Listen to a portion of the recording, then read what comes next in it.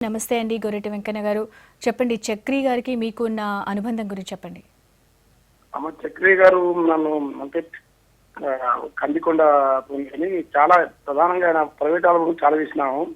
వాటిలో ముఖ్యంగా కొన్ని పాటలు రాసిన ముఖ్యమైనవి. తర్వాత సినిమా జైత్బోల తెలంగాణకు ఈ గాయం పాట చాలా క్లాసిక్ వెస్టర్న్. ఇది నేను రాయాలంటే నీవే రాయాలని రాపించింది శంకరన్ చెప్పిన తర్వాత ఆ పాట తర్వాత ఇప్పుడు తెలంగాణ తర్వాత కంప్లీట్ ఒక నిర్ణయం తీసుకున్నాడు.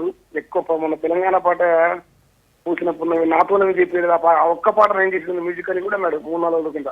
మన వాళ్ళతో మాట్లాడండి తిరుమూర్తి అట్లా. అది ఆయనతో వ్యక్తి మధుర ఇతర ప్రాంతాల్లో కూడా మేము ఈవెంట్స్ కూడా వేసేది నేను చెక్కుకొని. తర్వాత ఆయన గొప్పతనం అంటే గరువు సాంప్రదాయాన్ని, శాస్త్రీయ సంగీతాన్ని, వెస్టర్న్ ప్రధానంగా మూడింటిని సంబడితుంది. తెలంగాణలో గరువు సాంప్రదాయాన్ని, లాలిత్యమైన ఫోకు, తర్వాత బీట్ ను బాగా పట్టుకున్న మహాత్ముడు. ఆ సంగీత లోతుల్లోకి వెళ్తే అన్నిటికంటే సౌహృదయుడు ఆయన. చాలా ఆయన ప్రతి బర్త్డేకి నాకు ఆహ్వానం వచ్చేది.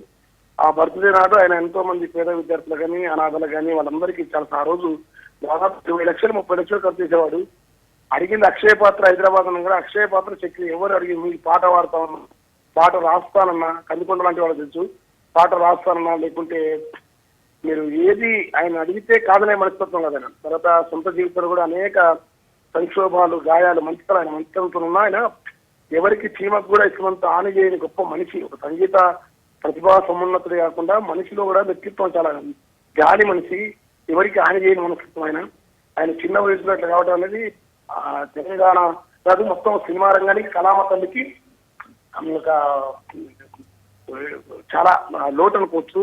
అది ఊహించని పరిణామం. చెప్పి అక్కడి నుంచి అనుకుంటామని జాగ్రత్తగా ఉండాలని ఒక దశలో అందరూ మిత్రులు ఎక్కువ ఆయనకు, ఆ మిత్రుల వల్ల అందరూ కూడా అంటున్నారు. కానీ చక్రి ఈ లోకం మీద నిర్లక్ష్యం ఉన్నవాడు. ఈ లోకం పట్ల తెలివని ఒక రకమైన వైరాగ్యం కనపడేది, బయటికి కనపడకపోయేది. అది సంగీతం అప్పుడు మాత్రమే మనుషుల లోపల ఏదో ఒక తెలియని అసంతృప్తి ఉండేది. ఈ లోక లౌల్యాలు తెలియాలి. అందుకనే ఆయన చేస్తున్నాడు. ఈ మధ్య కాలంలో మీరు మాట్లాడారా అండి తనతో? అయ్యో, అదే ఈ జైబోల తెలంగాణ పాట విషయంలో నేను చేయాలని తర్వాత నేను అంతకుముందు మధ్యలో 1 సంవత్సరం క్రితం వచ్చి ఒక ఈవెంట్ చేసిన తెల్లవారి దగ్గర ఒక ఈవెంట్. ఆ తర్వాత జైబోల తెలంగాణ తర్వాత నేను కొన్ని పాటలు రాయాలని గల్లీ చిన్న పాట బాగా ఇస్తాను. నాకు గల్లీ చిన్నది పాట రోజు వాడికి పాడించినది అంటే ఒక దాదాపు 3-4 నెలలు ఇచ్చింది. ఒక గంట ముందు పోయినాను ఏదో సినిమా కోసం పోయి అన్నీ ఉన్నాం, అక్కడే వచ్చినాము.